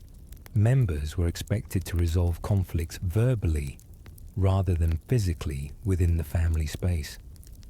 Theft from other members violated one of the 5 tenets. Members were expected to contribute to sanctuary maintenance, taking turns with cooking, cleaning, repairs, and guard duty. These rules transformed sanctuaries from mere hideouts into functioning communities where assassins paradoxically lived according to more structured social norms than many law-abiding citizens. Notable members and memorable characters. Throughout its long history, the Dark Brotherhood attracted individuals whose skills, personalities, or stories made them legendary within the organization and sometimes beyond it. These memorable members shaped the Brotherhood's culture, carried out its most important contracts, and in some cases led the organization through its greatest triumphs and darkest failures. Understanding these individuals provides insight into what kind of person thrives in a guild of assassins and what price such a life exacts. Lucien Lechance stands as one of the most famous Brotherhood members in recorded history, serving as Speaker of the Black Hand during the late Third Era. Lucien embodied both the Brotherhood's highest ideals and its tragic vulnerabilities. He approached assassination as sacred duty, performed each kill with ritualistic precision, and maintained unwavering devotion to the Night Mother and Sithis. His distinctive black and red robes became iconic. His eloquent speech patterns marked him as unusually educated for an assassin, and his absolute commitment to the Brotherhood's traditions made him respected even by those who disagreed with his methods. Lucien's tragic end came through betrayal, falsely accused of being a traitor himself when he was actually trying to root out genuine corruption within the Black Hand. The other speakers, deceived by Mathieu Bellamont's manipulations, ordered Lucien's execution. When members of his own sanctuary killed him, following orders from the compromised leadership. Lucian died still professing loyalty to the Brotherhood and the Night Mother. His final words reportedly asked only that someone eventually discover the truth about the real traitor. This loyalty, even unto unjust death, exemplified the devotion the Brotherhood inspired in its most faithful servants. Vicente Valtieri represented a different kind of Brotherhood legend. An ancient vampire who had served the organization for centuries, Vicente combined supernatural abilities with experience accumulated over multiple lifetimes. He personally trained countless assassins during his time at the Cheydinhal Sanctuary, passing along techniques refined through hundreds of years of practice. His vampiric nature granted him abilities that even skilled non-vampire assassins couldn't match. Supernatural strength, mystical stealth, eternal youth, meaning his skills never degraded with age, and immunity to many poisons and toxins. Vicente's approach to assassination reflected his vampiric philosophy. He taught that killing should be elegant, almost artistic. A truly skilled assassin, in his view, made death look beautiful, the target dying without suffering, witnesses left confused rather than terrified, the assassination itself becoming a kind of dark poetry. This aesthetic approach influenced multiple generations of Brotherhood members who trained under him, creating a distinctive style recognizable to those who understood such things. Ochiva, the shadow scale who led the Cheydinhal Sanctuary's daily operations, demonstrated how Argonian traditions enhanced Brotherhood effectiveness. Her training from birth in the shadow scale tradition made her perhaps the most skilled pure assassin in the sanctuary, but her leadership abilities proved equally valuable. She maintained discipline without tyranny, fostered family atmosphere while ensuring contracts were completed professionally, and navigated the complicated politics between the Black Hand's directives and her sanctuary's practical needs. As a female leader in an organization that claimed to treat all members equally regardless of gender, but often exhibited subtle biases in practice, Ochiva's success spoke to both her abilities and the Brotherhood's genuine commitment to meritocracy in positions of power. Members respected her not because she was appointed by the Speaker, but because she consistently demonstrated wisdom, skill, and genuine care for her sanctuary family. When the sanctuary eventually fell during the purification, losing Ochiva represented a devastating blow to the Brotherhood's institutional knowledge and leadership capacity. Cicero, the keeper of the Night Mother during the early Fourth Era, embodied the tension between devotion and madness that sometimes characterized Brotherhood service. Once a skilled assassin in his own right, Cicero's appointment as keeper marked the beginning of his psychological deterioration. Responsibility for protecting the Night Mother's coffin, while the Brotherhood collapsed around him, watching sanctuary after sanctuary fall, witnessing the murder of the last listener, gradually shattered his sanity. The cheerful jester persona he adopted masked profound trauma and grief over the Brotherhood's decline. Yet even in his madness, Cicero remained fanatically loyal to the Night Mother and the Brotherhood's traditions. He transported her, coffin across Tamriel, seeking the last remaining sanctuary, protecting her from bandits, wild animals, and hostile authorities. His journals revealed a man deeply aware of his deteriorating mental state, but unable to stop it, watching himself fracture while desperately trying to fulfill his sacred duty. Cicero's story illustrated how service to the Brotherhood could consume someone completely. leaving nothing but devotion and darkness. Astrid represented the Fourth Era Brotherhood's most controversial figure. Leading the Falkreath Sanctuary after it became the last functional Brotherhood base in Skyrim, Astrid made the radical decision to abandon the Five Tenets and reject the Night Mother's authority. She argued that the old ways had failed, that the Brotherhood must adapt to survive, and that focusing on profitable contracts mattered more than theological purity. Her pragmatic approach kept her sanctuary functioning when traditional methods might have led to collapse. However, Astrid's ultimate fate seemed to vindicate those who warned against abandoning tradition. Her attempt to betray the listener to the Penitus Oculatus, hoping to protect her sanctuary by sacrificing one member, backfired catastrophically. The Penitus Oculatus destroyed the Falkreath Sanctuary anyway, killing most of its members and leaving Astrid herself horribly burned, barely clinging to life.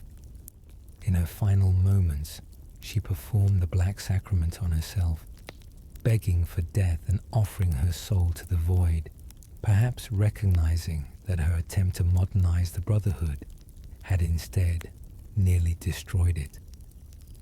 Babette presented one of the Brotherhood's most unusual members, a child vampire who appeared no older than 10, but had actually existed for centuries.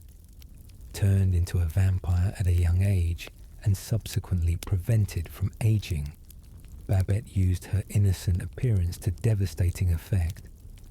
Targets who would never allow an adult assassin close welcomed what appeared to be a lost child, making Babette particularly effective at eliminating paranoid or well-protected individuals. Her childlike voice and mannerisms became weapons, disarming suspicion until she struck. Despite her appearance, Babette possessed wisdom and experience comparable to Vicente Valtieri. She had survived the Brotherhood's centuries of rise and fall, adapting to changing circumstances while maintaining her core commitment to the organization. Her knowledge of alchemy and poisons made her invaluable for contracts requiring subtle methods, and her mentorship of younger members helped maintain institutional knowledge that might otherwise have been lost during the Fourth Era's upheavals. Ungollim, the wood elf listener during the late Third Era, represented the Brotherhood's hierarchy at its height. Living in Bravil, he communed nightly with the Night Mother through her statue, receiving the prayers delivered via black sacraments and distributing them to the appropriate speakers. Ungollim reportedly possessed an almost supernatural calm, never showing anger or fear even when dealing with the most dangerous contracts or complicated political situations. His leadership style emphasized patience and long-term thinking over immediate action. Ungollim's murder, one of the early victims of Mathieu Bellamont's plot to destroy the Black Hand, sent shockwaves through the Brotherhood. Without a listener, the connection to the Night Mother was severed. Contracts transmitted through the Black Sacrament went unheard, and the organization lost its spiritual center. The position remained vacant for decades after Ungollim's death, with no one able to hear the Night Mother's voice until the events of 4E201 in Skyrim, when a new listener finally emerged. The listener who emerged in Skyrim, whose identity remains shrouded in conflicting accounts, represented either the Brotherhood's salvation or its final compromise with modernity, depending on one's perspective. This individual, whether the Dragonborn or another, successfully communed with the Night Mother, restored the listening position, and guided the Brotherhood through its rebuilding after the Falkreath Sanctuary's destruction. However, the circumstances of their appointment and the methods they employed sometimes contradicted traditional Brotherhood doctrine, suggesting that even restored, the Fourth Era Brotherhood remained fundamentally changed from its predecessors. The Brotherhood's long decline. The Dark Brotherhood's fall from power didn't occur suddenly but unfolded across decades, a slow collapse that transformed the most feared Assassin's Guild in Tamriel into a desperate remnant barely clinging to existence. Understanding this decline requires examining multiple factors that compounded over time: internal corruption, external persecution, cultural changes, and most crucially, a spiritual crisis that severed the Brotherhood's connection to its divine purpose. Each setback weakened the organization further until by the Fourth Era, the once mighty Brotherhood had been reduced to a single struggling sanctuary. The Brotherhood's troubles began, ironically, at the height of their power during the late Third Era. Success bred complacency, with members assuming the organization's dominance would continue indefinitely. Sanctuaries across Tamriel functioned smoothly, contracts flowed steadily, and the Black Hand's hierarchy appeared unshakable. This confidence blinded the Brotherhood to warning signs that should have prompted caution.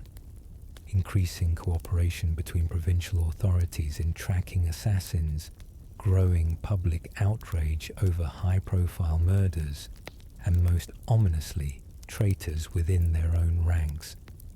Mathieu Bellamont's betrayal during the Oblivion Crisis struck the Brotherhood at its most vulnerable moment. Bellamont, apparently motivated by revenge for his mother's assassination decades earlier, had spent years rising through the Brotherhood's ranks to become a trusted speaker of the Black Hand. From this position, he systematically destroyed the organization from within, feeding false information to other speakers, manipulating them into killing each other, and ultimately succeeding in murdering or arranging the deaths of most of the Black Hand, including the listener Ungolim. The genius of Bellamont's plot lay in how it used the Brotherhood's own structure against them. The very compartmentalization that had protected the organization for centuries prevented anyone from seeing the full scope of the betrayal until too late. Individual members knew someone was causing problems, but couldn't communicate effectively enough to identify the traitor. The speakers, isolated from each other, except through the listener, couldn't coordinate a response. By the time the truth emerged, most of the Black Hand was already dead, and the Brotherhood's organizational integrity shattered. The immediate aftermath of Bellamont's betrayal saw the Brotherhood's Cyrodiil chapter nearly destroyed. The Black Hand effectively ceased to exist, with no listener appointed and only one or two speakers surviving the purge. The Shadenhall Sanctuary underwent purification, its entire membership eliminated to root out suspected corruption. Other sanctuaries found themselves leaderless, unsure who to trust or how to proceed. Contracts transmitted through the Black Sacrament went unheard, as no listener remained to receive them, cutting off the Brotherhood's primary source of new work. The Oblivion Crisis itself, the Daedric invasion that nearly destroyed Tamriel, further complicated the Brotherhood situation. With society collapsing and traditional authority breaking down, the Brotherhood might have thrived by offering assassination services to desperate people seeking to settle scores or eliminate threats. Instead, the organization proved too damaged and disorganized to capitalize on these opportunities. Many members died fighting Daedra, either defending sanctuaries or caught in the general chaos. The crisis demonstrated that the Brotherhood, for all their skill at killing mortals, struggled against supernatural threats that didn't follow predictable patterns. The Brotherhood's decline accelerated during the early Fourth Era as consequences from the Oblivion Crisis compounded. The Empire, weakened but surviving, proved less tolerant of illegal organizations than before. Provincial authorities, empowered by the Empire's need for local support, cracked down harder on Brotherhood activities. Several sanctuaries fell to coordinated raids by increasingly sophisticated law enforcement. The Great War between the Empire and the Aldmeri Dominion destroyed more sanctuaries, with both sides viewing Brotherhood bases as military targets that might be supporting their enemies. Perhaps most devastating was the spiritual crisis that accompanied physical destruction. With no listener to hear the Night Mother, contracts delivered through the Black Sacrament received no response. Clients who had faithfully performed the ritual found themselves ignored, leading to the widespread belief that the Dark Brotherhood was dead or that the Black Sacrament no longer worked. This reputation damage proved harder to repair than physical losses. Even when sanctuaries rebuilt and members recruited, the fundamental connection between supplicants and assassins remained severed without a functioning listener. The Brotherhood's attempts to adapt to these changed circumstances produced mixed results. Some sanctuaries abandoned the five tenets entirely, arguing that traditional restrictions prevented necessary flexibility. Others maintained strict adherence to the old ways, even as it became increasingly difficult to do so. This philosophical split created tensions within the remaining Brotherhood, with hardline traditionalists viewing modernizers as betrayers of Sithis, while pragmatists saw traditionalists as dogmatic fools leading the organization to extinction. The development of organizations specifically dedicated to destroying the Dark Brotherhood, such as the Penitus Oculatus in Skyrim, represented an ominous new threat. These weren't normal law enforcement stumbling onto Brotherhood activities, but specialized units trained specifically to hunt assassins, staffed by individuals who understood Brotherhood tactics and could anticipate their moves. The Penitus Oculatus proved particularly effective, reportedly destroying several Brotherhood operations before turning their attention to the Falkreath Sanctuary. Cultural changes across Tamriel also worked against the Brotherhood. The Third Era's romantic view of the Brotherhood as mysterious, dangerous, but somehow admirable figures gave way to the Fourth Era's more pragmatic attitude, viewing them as simple criminals deserving execution. Public opinion shifted from tolerating their existence as a necessary evil to demanding their complete elimination. This change reflected broader societal development as provinces developed more sophisticated legal systems and alternative methods for handling grievances that previously might have led to hiring assassins. The loss of the shadow scale tradition dealt another severe blow to Brotherhood capabilities. As the training facility at Archon fell into disrepair, and the steady supply of superbly trained Argonian assassins dried up, the Brotherhood lost both skilled members and institutional knowledge. Shadow Scales had represented some of the Brotherhood's most effective operatives, and their absence left gaps that ordinary recruits couldn't fill. The last Shadow Scales serving in the Fourth Era knew they represented the end of a centuries-old tradition, making their service bittersweet. Financial difficulties compounded other problems. Without the steady contract flow that the Black Sacrament system provided, remaining sanctuaries had to actively seek work, undermining the mystique that had once made them so fearsome. Competing with mundane, mercenaries for contracts meant accepting lower payments and less prestigious targets. Equipment couldn't be replaced. Buildings fell into disrepair, and the quality of life for members declined.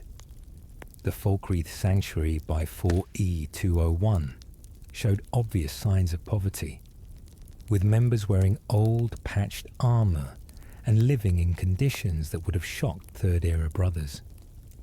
The Night Mother's extended silence created theological crisis among surviving members. Some lost faith entirely, concluding that Sithis had abandoned them, or that the entire religious foundation was superstition.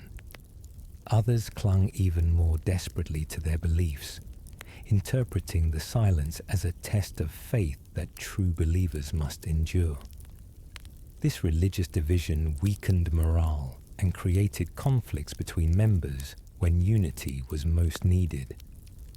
Questions that had been settled for centuries, whether the Night Mother truly existed, whether Sithis was real, whether assassination was genuinely sacred, suddenly demanded new answers. The Brotherhood's organizational knowledge eroded as experienced members died without adequately training replacements. Techniques developed over centuries, specialized poisons, infiltration methods, information networks, all this accumulated expertise disappeared as masters died before fully passing knowledge to students. The Falkreath Sanctuary, by the Fourth Era, operated at a fraction of the sophistication that the Cheydinhal Sanctuary had maintained just 2 centuries earlier. Not because Fourth Era members were less talented, but because the continuity of training had been disrupted. By 4E201, the Dark Brotherhood teetered on the brink of complete extinction. The Falkreath Sanctuary appeared to be the last functional Brotherhood base in all of Tamriel, housing barely a dozen members. No listener existed to hear the Night Mother, making contract acquisition dependent on rumors and luck rather than systematic divine communication. The 5 tenets had been officially abandoned, severing the connection to centuries of tradition. The Black Hand no longer functioned as an organization. Everything that had made the Brotherhood a powerful force across Tamriel had seemingly been stripped away, leaving only a desperate remnant of assassins playing at being something they no longer truly understood. Yet even at this lowest point, the Brotherhood story wasn't finished. The arrival of Cicero with the Night Mother's coffin and the subsequent discovery of a new listener suggested that perhaps reports of the Brotherhood's death were premature. Whether this represented genuine revival or merely a temporary reprieve before final extinction remained to be seen. The Fourth Era Brotherhood was certainly changed, damaged perhaps beyond recognition from its Third Era predecessor, but still surviving in some form. Skyrim Era and the Brotherhood's final crisis. The events in Skyrim during the year 4E201 marked either the Dark Brotherhood's last gasp or the beginning of its restoration, depending on how the situation ultimately resolved. This crisis period encapsulated everything that had gone wrong with the Brotherhood over previous decades, while also demonstrating the resilience that had allowed the organization to survive for so long. Understanding these events requires examining both the immediate circumstances and the broader historical context that created such a desperate situation. The Falkreath Sanctuary, hidden in the pine forests of southern Skyrim, stood as the Brotherhood's final refuge. Led by Astrid, a talented assassin but controversial leader, the sanctuary operated under radically different principles than historical Brotherhood doctrine. The 5 tenets were abandoned as outdated restrictions the Night Mother's authority explicitly rejected, and contract chosen based on profitability rather than sacred obligation. This pragmatic approach kept the sanctuary functioning financially, but severed its connection to the Brotherhood's spiritual foundations. Astrid's leadership philosophy centered on practical survival over ideological purity. She argued that the Brotherhood must adapt to changing circumstances, that clinging to traditions that had failed to prevent the organization's near destruction was foolish. Her husband Arnbjorn, the sanctuary's werewolf warrior, and other key members supported this approach, creating a small but relatively stable operation that functioned more like a mercenary company than a death cult. They accepted contracts, killed targets, collected payment, and tried not to think too deeply about what they'd lost or given up in the process. The arrival of Cicero with the Night Mother's coffin disrupted this uneasy stability. Cicero represented everything Astrid had rejected: absolute devotion to the Night Mother, strict adherence to tradition, and the belief that the Brotherhood must operate as sacred servants of Sithis rather than simple hired killers. His eccentric behavior, colorful jester's clothing, and apparent madness made him easy to dismiss initially. However, his possession of the Night Mother's authentic corpse and his role as her keeper created an implicit challenge to Astrid's authority. The theological conflict between Astrid's modernization and Cicero's traditionalism came to a head when a new member, reported to be the Dragonborn, though accounts vary, joined the sanctuary and quickly rose to prominence. This individual demonstrated exceptional abilities, but also showed interest in the Night Mother and the old ways that Astrid had worked so hard to leave behind. When the Night Mother supposedly spoke directly to this new member, identifying them as the listener, it created an impossible situation where 2 competing visions of the Brotherhood's future existed within the same small sanctuary. The external threat posed by the Penitus Oculatus added urgency to these internal divisions. Commander Maro, leading the Emperor's elite anti-Brotherhood force, had been hunting the Falkreath Sanctuary for some time. His investigation had apparently identified most members and tracked the sanctuary's location, though he delayed striking for reasons that became clear later. The Penitus Oculatus represented a level of organized professional opposition that the diminished Brotherhood struggled to counter, their expertise in hunting assassins making them far more dangerous than typical law enforcement. Amund Mortieri's contract to assassinate Emperor Titus Mede II created the crisis that brought all these tensions to a breaking point. The contract, delivered traditionally through the Black Sacrament and supposedly heard by the Night Mother, should have been the Brotherhood's crowning achievement, proving they remained capable of the highest level assassinations. Instead, it became the catalyst for betrayal, destruction, and a reckoning with whether the Brotherhood could or should continue to exist. Astrid's decision to betray the listener to the Penitus Oculatus represented the ultimate failure of her practical, non-ideological approach. Believing she could negotiate the sanctuary's survival by sacrificing one member, even the supposed listener, she made a deal with Commander Maro. This betrayal violated multiple 5 tenets simultaneously, though Astrid no longer recognized those tenets as binding.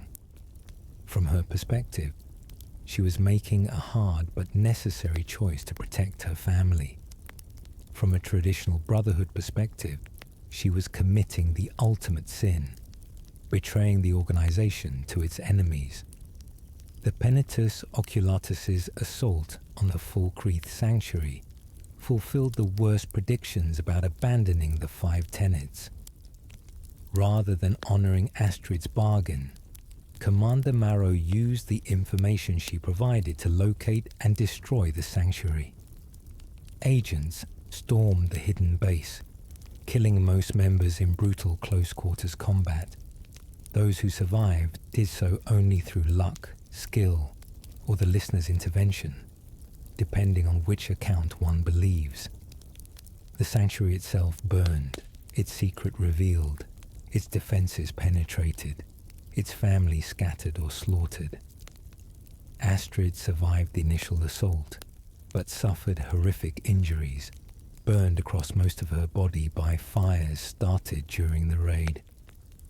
Lying in the sanctuary's ruins, barely clinging to life, she performed the Black Sacrament on herself, the ultimate act of both devotion and despair. She created an effigy from her own charred flesh, spoke the prayer calling for the Night Mother to send her child, and assigned the contract for her own death to the listener she had betrayed. In doing so, Astrid acknowledged everything she'd rejected: the Night Mother's authority, the sacred nature of assassination, and the listener's role. Her final words reportedly apologized to the Night Mother and accepted her fate as Sithis' judgment for her betrayals.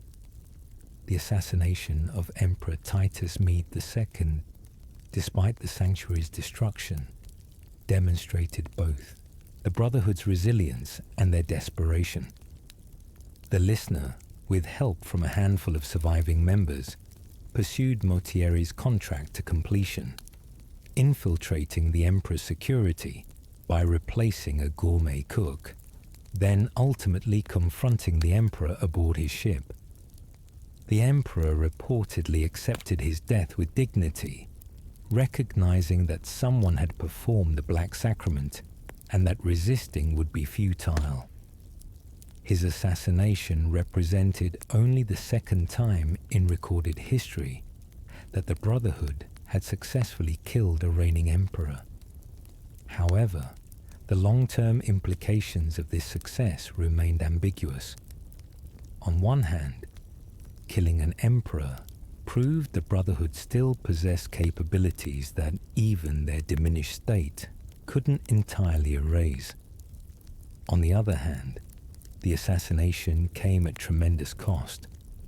Most of the Falkreath Sanctuary's members dead, their base destroyed, their location compromised, and their reputation damaged by Astrid's betrayal. Whether this represented a Pyrrhic victory or the foundation for rebuilding depended on events that followed. The restoration of the Dawnstar Sanctuary provided some hope for recovery. This ancient Brotherhood facility, abandoned decades earlier, offered a more remote and secure base than the Falkreath location. The surviving members, gathering under the listener's leadership, began the slow process of rebuilding. They recruited new members, restored the Dawnstar facility, and attempted to re-establish the Brotherhood's presence in Skyrim. The Night Mother's coffin, having survived the Falkreath assault, took pride of place in the new sanctuary, symbolically restoring her central role. Yet serious questions remained about whether this represented genuine restoration or merely postponing the inevitable. The Brotherhood's fundamental problems hadn't been solved. They still lacked the institutional infrastructure of the Black Hand, possessed few truly skilled assassins compared to historical rosters, operated in a hostile environment where authorities actively hunted them, and struggled to connect with clients through the Black Sacrament system. The Dawnstar Sanctuary might provide a temporary haven, but could it support a return to the Brotherhood's former power? The theological implications of these events interested scholars as much as the practical outcomes. The Night Mother had supposedly remained silent for decades, yet suddenly spoke to identify a new listener precisely when the Brotherhood most desperately needed guidance. Traditionalists saw this as proof that maintaining faith and proper respect for the old ways remained essential. Skeptics suggested that perhaps the Night Mother had always been available, and previous failures came from refusing to listen, rather than her refusing to speak. This debate about whether the Night Mother's return represented divine intervention or human choice paralleled larger questions about the Brotherhood's nature. The fate of surviving major characters illustrated the personal costs of the Brotherhood's crisis. Nazir, the Red Guard assassin, endured as one of the few members who maintained steady professionalism throughout the chaos. Babette, the vampire child, continued her centuries-long service, having survived worse crises in the past. Cicero's fate depended on the listener's choice to either kill him or spare him after his attempt to flee following conflict with other members. Each survivor carried scars, physical and psychological, from watching their family murdered and their home destroyed. The question of whether the Dark Brotherhood actually survived these events, or whether the Dawnstar operation represented something new using the Brotherhood's name, remained contentious. Traditionalists argued that with a listener, the Night Mother's coffin, and genuine devotion to Sithis, the essential elements existed to claim continuity with the historical organization. Critics countered that so much had been lost, so many traditions abandoned or forgotten, and so many compromises made that calling this remnant the Dark Brotherhood was like calling a single brick a house. Mysteries and questions that linger. Despite centuries of activity and countless scholars studying them, the Dark Brotherhood remains shrouded in mysteries that may never be fully resolved. These lingering questions touch on theology, history, and the nature of death itself.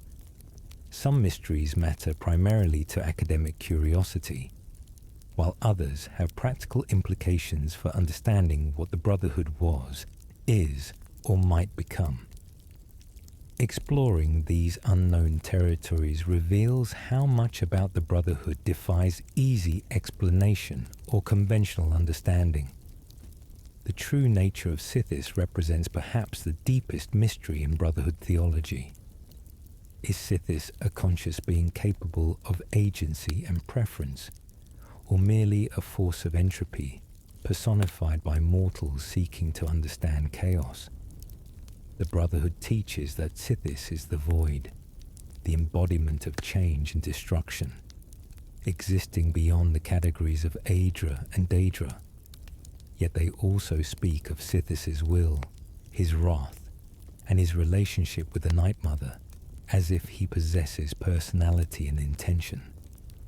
This contradiction has never been satisfactorily explained. Some scholars suggest Sithis might be similar to what in other contexts is called Padme, the primordial force of chaos that existed before creation. If this is accurate, then the Brotherhood worships something so fundamental that calling it a god seems inadequate. Sithis wouldn't be a being who might grant prayers or show favor, but rather a cosmic principle that manifests through the Brotherhood's actions. Their worship wouldn't be supplication but participation in entropy itself, becoming agents of the universe's inevitable return to nothingness. The Night Mother's true identity and nature raises equally perplexing questions. Was she ever truly mortal? Or was her origin story about killing her children merely allegory for something stranger? If she was mortal, how exactly did she become the bride of Sithis and transform into an immortal spirit? The existence of multiple women claiming the title throughout history suggests either successful fraud or a position that can be transferred between individuals. Yet the genuine abilities associated with the Night Mother, hearing black sacraments across vast distances, communicating with the listener, apparently maintaining awareness despite being physically deceased, seem difficult to explain as mere role-playing. Perhaps most intriguingly, why does the Night Mother require a listener? If she possesses supernatural awareness of black sacraments and divine authority to direct the Brotherhood, why can't she communicate more broadly? The restriction that only one person at a time can hear her suggests limitations on her power or freedom that are never explained. These limitations imply she might be bound or constrained in ways that Brotherhood theology doesn't address, possibly trapped between mortality and divinity in a state neither fully alive nor completely dead. The mechanism behind the Black Sacrament presents practical mysteries with theoretical implications. How exactly does performing a ritual with body parts and candles create a connection capable of reaching the Night Mother? The ritual doesn't require magical ability from the practitioner, yet it apparently transcends normal physical laws to deliver information across Tamriel. Some theories suggest it creates disturbances in the boundary between Mundus and the Void that are perceptible to the Night Mother, like ripples in water visible from the shore. Others propose that Sithis himself notices when mortals invoke death in his name and directs the Night Mother's attention accordingly. The variation in Black Sacrament effectiveness throughout history raises questions about what factors determine whether a ritual succeeds. During some eras, practically every properly performed Black Sacrament received a Brotherhood response. Other times, rituals went completely unheard. Was this purely about whether a listener existed to hear the Night Mother, or did other factors affect the transmission? Perhaps the Night Mother's power waxes and wanes with astronomical or mystical cycles. Perhaps the strength of the practitioner's desire matters, with weak-willed supplicants failing to generate sufficient spiritual energy to breach the void. The relationship between the Dark Brotherhood and the Morag Tong remains incompletely understood despite both organizations existing for centuries. The official history describes a schism where one faction broke away to worship Sithis rather than Mephala and form the Brotherhood. However, the exact circumstances of this split, who led it, what specific disagreement triggered it, and whether violence was involved, all remain unclear. Some evidence suggests ongoing secret communication between the groups despite public hostility, as if they maintained awareness of shared origins even while competing. The periodic purifications that eliminated entire sanctuaries raised disturbing questions about how corruption was detected and judged. Who decided when a sanctuary had strayed so far that every member deserved death? The Black Hand presumably made these decisions, but what standards did they apply? More troubling, how certain were they that innocent members weren't being killed alongside guilty ones? The willingness to destroy entire Brotherhood families to maintain organizational purity suggests either absolute conviction in their judgments or a callousness that contradicts their claims about treating members as beloved siblings. The fate of assassinated souls presents theological mysteries the Brotherhood has never satisfactorily addressed. when they kill someone and send their soul to Sithis, what actually happens to that soul? Tamriel theology generally holds that souls go to various afterlives, Sovngarde for honoured Nords, realms of Daedric princes for their worshippers, etc. Does assassination somehow override these normal post-death destinations? If Sithis truly is the void and absence rather than a place, what does it mean for a soul to go there? Perhaps Brotherhood teaching about sending souls to Sithis is metaphorical, acknowledging death without claiming to control post-mortem fate. The Brotherhood's apparent immunity to certain forms of divine retribution puzzles theological scholars. They regularly assassinate priests, violate temple sanctuaries, and kill devout worshippers of the Nine Divines and various Daedric princes. Yet divine forces rarely seem to intervene directly against them.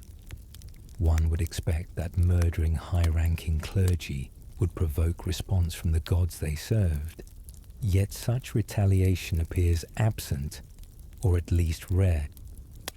This suggests either that the divines respect the Brotherhood's role in cosmic order, that Sithis somehow shields his servants from other divine powers, or that the gods are less interventionist than conventional theology claims.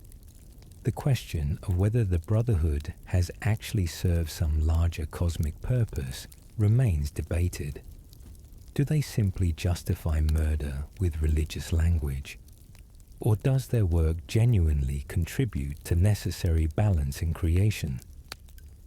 Some philosophers argue that death must exist for life to have meaning, that entropy ensures the universe doesn't stagnate, and that the Brotherhood's service to Sithis fulfills an essential function. Others dismiss this as self-serving rationalization by people seeking to feel important about being professional killers. The truth likely lies somewhere in between, as most truths do. The mystery of how the Brotherhood recruits new members and how they identify potential assassins has never been fully explained. Sometimes they approach people after witnessing their first kill, but how do they know where and when these kills occur? Do they maintain networks of informants watching for violence? Does the Night Mother somehow perceive deaths across Tamriel and direct brothers to promising prospects? The selection process appears more sophisticated than random chance, but less omniscient than divine knowledge, suggesting methods that blend mundane observation with hints of supernatural awareness. The extent of the Brotherhood's historical reach raises questions about their actual capabilities versus legendary reputation. They certainly assassinated many significant figures, but how many attempted contracts failed? The Brotherhood carefully controlled their public image, ensuring that successes became widely known, while failures were concealed or denied. Without access to their complete records, if such records even exist, it's impossible to know whether they were truly as invincible as their reputation suggested, or whether their mystique exceeded their actual performance. The role of fate and prophecy in Brotherhood theology presents another puzzle. They serve Sithis, who represents chaos and change, yet speak of contracts as inevitable and death as destined. This seems contradictory. If they're agents of chaos, how can they also believe their killings are fated? Perhaps Brotherhood philosophy distinguishes between cosmic inevitability, everyone eventually dies, and worldly chaos, but exactly when and how remains unpredictable. Or perhaps they recognize this contradiction but embrace it, finding meaning in serving both destiny and disorder simultaneously. The question of whether the Fourth Era Brotherhood can truly be considered the same organization as previous incarnations deserve serious consideration. So much has changed. The 5 tenets abandoned, the Black Hand structure collapsed, most traditions forgotten or altered, and the theological foundations questioned. At what point does an organization change so fundamentally that it becomes something new despite maintaining the same name? The people calling themselves the Dark Brotherhood in Skyrim might be sincere, but sincerity doesn't necessarily mean continuity with what came before. Finally, perhaps the deepest mystery: what will ultimately become of the Dark Brotherhood? Will they rebuild, returning to something approaching their third era power? Will they continue limping along as a shadow of former glory? Or will they finally die completely, their last members killed, and their secrets lost forever? The answer may depend less on their capabilities less on their capabilities still has than on whether Tamriel's culture still has space for a guild of sacred assassins, has moved beyond or whether the world has moved beyond whatever need the Brotherhood originally fulfilled. Thank you for journeying with me tonight. Thank you for journeying with me tonight, Cozy Nights. If this story helped you rest, consider leaving a like. It helps other weary travelers find their way to our fireside. And remember, there are many more tales waiting for you here by the fire. So don't forget to subscribe. Our next adventure. Until next time. Sleep peacefully and have a cozy night.